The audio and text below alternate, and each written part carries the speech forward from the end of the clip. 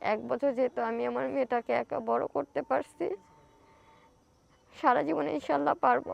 আপনারা আমাকে দোয়া করবেন, ভালো থাকবেন। ওর দাদি বাসা, ওর সবার বাসা কাছাকাছি, কিন্তু আমার মেয়ের কেউ খোঁজ খবর নিতে আসে না। এমনকি তার যে নাতনি, আমার যে হাজবেন্ড, তার যে ওর যে বাচ্চা, এই পর্যন্ত কখনো তার 1 টাকা দিয়ে তার সন্তানকে জিজ্ঞেস করে নাই। আমি আমার মেয়েকে নিয়ে খুব কষ্টে জীবনযাপন করতেছি। আপনাদের কাছে আমার একটাই অনুরোধ, যে আমার মতো আপনারা এই ভুল করবেন না, অন্ধের মতো ভালোবাসবেন না, যাতে আপনার লাইফ কেরিয়ার নষ্ট হয়ে যায়। আসসালামু আলাইকুম, আমার নাম পারভিন।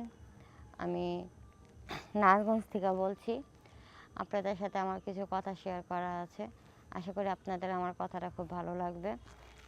আপনারা মনোযোগ সহকারে শুনবেন, কারণ আমার জীবনটা যেভাবে নষ্ট হয়েছে আমি চাই না আর বাকি মেয়েদের জীবনটা এভাবে নষ্ট হোক। যাই আমার বাবা মার ঘরে আমি খুব কষ্টে ছিলাম, মোটামুটি পড়াশোনা করতাম। যাই হোক, যে কোনো একটা কারণে বাবার থেকে আলাদা হয়ে একা বাসা ভাড়া নিয়ে থাকতাম। তো ওইখানেই বাসার পাশে একটা ছোটোখাটো জব করতাম। ওই এলাকাতেই, যেখানে রুম নিয়ে থাকছি ওই এলাকাতে একটা ছেলের সাথে আমার দেখা। সে আমাকে অনেক ফলো করে, অনেক দিন দেখে, তো আমার সাথে কথা বলার চেষ্টা করে। তো আমি তাকে কেয়ার করি না, কারণ আমার এগুলোর প্রতি কোনো কেয়ার ছিল না। তো একদিন এরকম হঠাৎ করে একদিন সে আমার সাথে কথা বলে, তা আমি তার সাথে জিদভাবে কথা বলি করি। পরে এভাবে আস্তে আস্তে আমাদের সাথে কথা হয়, একটা বন্ধুত্ব সম্পর্ক হওয়ার পরে দুজনকে খুব ভালোবাসি। ওর বাবা ছিল না, ওর একটা ভাই একটা বোন। তো আমরা এভাবে আস্তে আস্তে সম্পর্ক করি, এক পর্যায়ে বিয়ে করি। আমি আমার ফ্যামিলিকে না জানিয়ে বিয়ে করি।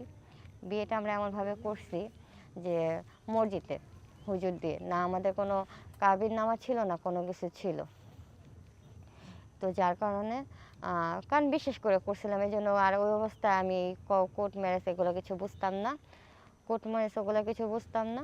তো যাই হোক, বিয়ের পরে খুব ভালো ছিলাম, শান্তিতে ছিলাম। তো ওর মা আর ও বোন জানতে পারাতে আমাকে মাইনা নিতে চায় নাই। তারপরও মাইনা নিছে। তো আমরা পাশাপাশি একসাথে থাকি না, পাশাপাশি থাকি। শ্বশুর শাশুড়ি, মানে শ্বশুর নাই, শাশুড়ি ননদের সাথে পাশাপাশি থাকি।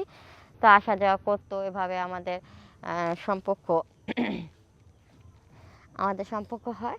তো এক পর্যায়ে আমার বাবু পেটে হয়। তো হ্যাঁ, ওর মা যখনই আমার বাসায় আসতো আমার হাজব্যান্ডের সাথে ঝগড়া লাগতো। যেদিনই আমার বাসায় আসতো আমার হাজব্যান্ডের সাথে আমার ঝগড়া লাগতো।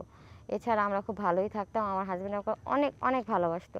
তো এইভাবে আমার মেয়ে হওয়ার পরে আমার হাজব্যান্ড কারখানায় চাকরি করে। তো যাই হোক, মেয়ে হওয়ার পরে আমার হাজব্যান্ড যে একটা ছিল, একটু অন্যরকম ছিল। তারপর মেয়ে হওয়ার পরে এখন ও আরও চেঞ্জ হয়ে গেছে, খুব ভালো ছিলাম। ও যে কারখানায় কাজ করতো, আমাদের